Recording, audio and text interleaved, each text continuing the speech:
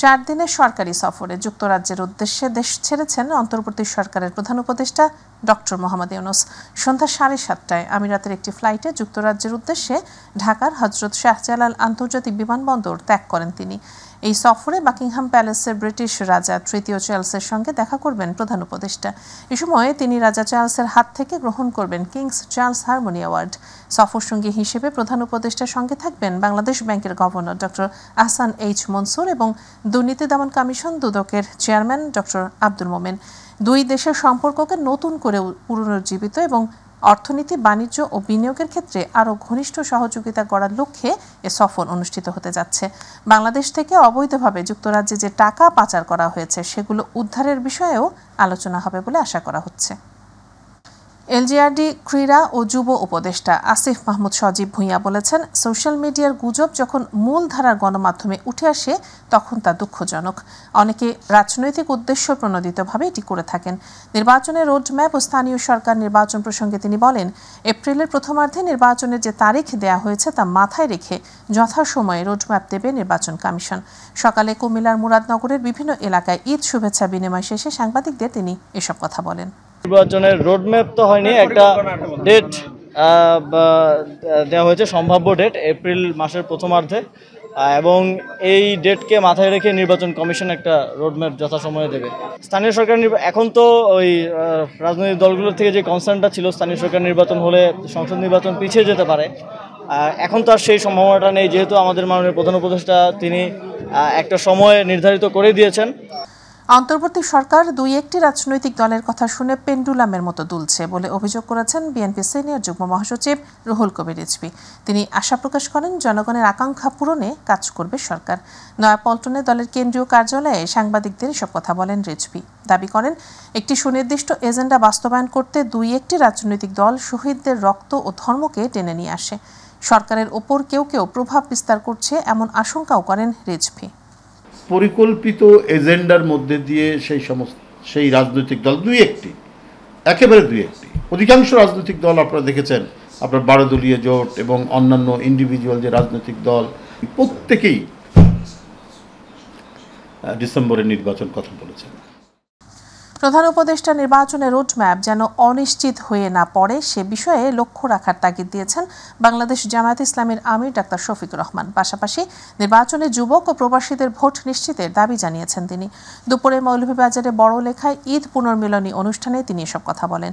জামায়াতের আমির আরও বলেন, প্রবাসীদের রেমিটেন্স যোদ্ধা বলবেন, কিন্তু নাগরিকত্বের প্রথম অধিকার ভোট থেকে বঞ্চিত রাখা হবে, এটি মেনে নেওয়া হবে না। উপদেষ্টা বলেছিলেন ডিসেম্বর থেকে জুনের ভিতরে দেবেন। আমরা এখনো তাকে বলবো, আপনি যা ঘোষণা করেছেন, অবশ্য আমরা বলেছিলাম রমজানের আগে হলে ভালো হয়। যদি একান্ত কোনো কারণে আপনি মনে করেন কিছুটা পিছাতে হবে, অবশ্যই এটা এপ্রিলের পরে হওয়া উচিত নয়।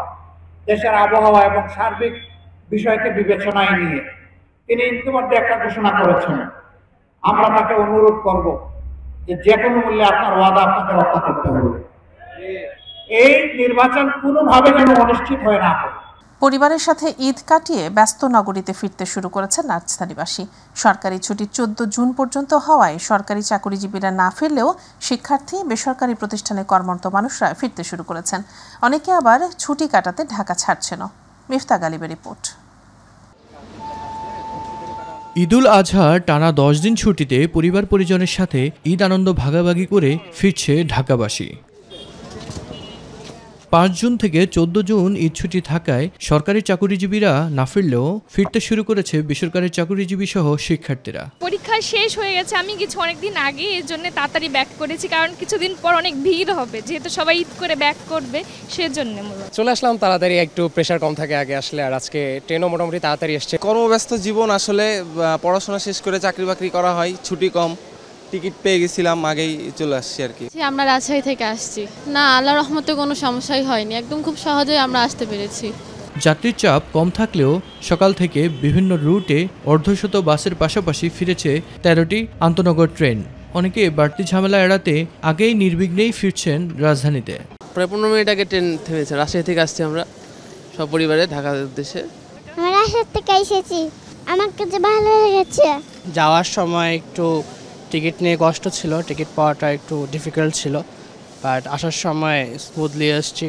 এখন আগের থেকে অনেক স্মুথলি যাতায়াত করা হচ্ছে। আগে যেরকম ট্রেনে অনেক সমস্যা হতো, এখন এই সেসব ফেস করা হচ্ছে না। ঈদ ছুটি কাটিয়ে নিজ নিজ গন্তব্যে এবং কর্মস্থলে নিরাপদে ফিরবে সবাই, এমন প্রত্যাশা নগরবাসীর। মিফতা গালিব, মাই টিভি, ঢাকা। কখনো ইলশে গড়িয়ে আবার কখনো মুষলধারে বর্ষণ, বৈরী আবহাওয়ায় এবারের ঈদের আনন্দটা একেবারে মাটি হতে বসেছিল, কিন্তু হঠাৎ করে মেঘের কোলে সূর্যের উজ্জ্বল হাসিতে আবার যেন নতুন করে ফিরে এলো ঈদের আনন্দ। আর তাই তৃতীয় দিনে ঈদের আনন্দ উপভোগ করতে শত গরমেও দমিয়ে রাখতে পারেনি রাজধানীবাসীকে। জাহিদ আহমেদ বাবু জানাচ্ছেন বিস্তারিত। প্রকৃতিতে আছড়ে পড়া তাপদহে সকাল থেকেই মুখ ভার করে আছে নীল আকাশ। তারপরও অসহ্য গরমের মাঝে ঈদের আনন্দ থেকে দমিয়ে রাখতে পারেনি রাজধানীতে বসবাস করা বিনোদন পিয়াসী নরনারীদের। ঈদ মানেই যানজটমুক্ত রাজধানী, তাই ফাঁকা রাস্তায় আনন্দ উচ্ছ্বাসিত তরুণ তরুণীরাও বেশ আনন্দে উপভোগ করে এবারের ঈদের ছবি। তাণ্ডব সিনেমা দেখার জন্য আছি, মানে গরম হলো তো শাকিব খানের সিনেমা সবসময় দেখা হয়। ঈদের খুশি সত্যিকার অর্থে রাশি রাশি। সারা বছরের কর্মব্যস্ততার কারণে যারা চিড়িয়াখানা কিংবা অন্যান্য বিনোদন কেন্দ্রে বেড়াতে যেতে পারেননি, তাদের কাছেও ঈদের দিনগুলো ভরসা। মজা লাগলো, জীবনের প্রথম উঠলাম আমি, অনেক উঁচু এবং অনেক সুন্দর খোলামেলা বাতাস। ঈদের 2 দিন বৃষ্টি ছিল, এজন্য ঘোরাঘুরি করতে পারিনি। রাস্তা এখন ফাঁকা আছে, এজন্য ঘোরাগাড়ি নিয়ে ঘুরতে পেরেছি। এমন দিনে শিশুরাও সবাই যেন হয়ে যান নিজ রাজ্যের রাজা। তাদের বায়না আবদার পূরণ করতে হয় বাবা মায়ের। এই 2টা ঈদে আমরা 2টা দিনকে কাজে লাগে বাচ্চাদেরকে নিয়ে ঘোরাফেরা করি, উন্মুক্ত ঢাকা থেকে ওদেরকে পরিচয় করাই। আর বৈরী আবহাওয়ায় ঈদের দিনে যারা ঘর ছেড়ে বের হতে পারেনি, তাদের অনেকেই আসেন নগরীর বিভিন্ন উদ্যান আর পার্কে। আমগো বাচ্চার অভাব নাই তো, এই জন্য ওরা ঘুরতে চাই দেখে বাচ্চা নিয়ে আসছে। ঈদের খুশিতে আসছি তো, গরম তারপর কি করার। আমাদের অনেক ভালো লাগছে, গরমের ভিত্তি ওয়েদারটা অনেক ভালো। ঈদের আনন্দে ঘুরতে আসলাম। ঈদের প্যান আসছে রান্না পাকা। প্রতিকূল আবহাওয়ায় এবারের ঈদ উদযাপনটা কিছুটা নিরস হলেও 3 দিন পরেই ফিরে এলো আবারও ঈদের আনন্দ। আর এটুকুতেই খুশি রাজধানীতে অবস্থানরত মানুষেরা। জাহিদ আহমেদ বাবু, মাই টিভি, ঢাকা।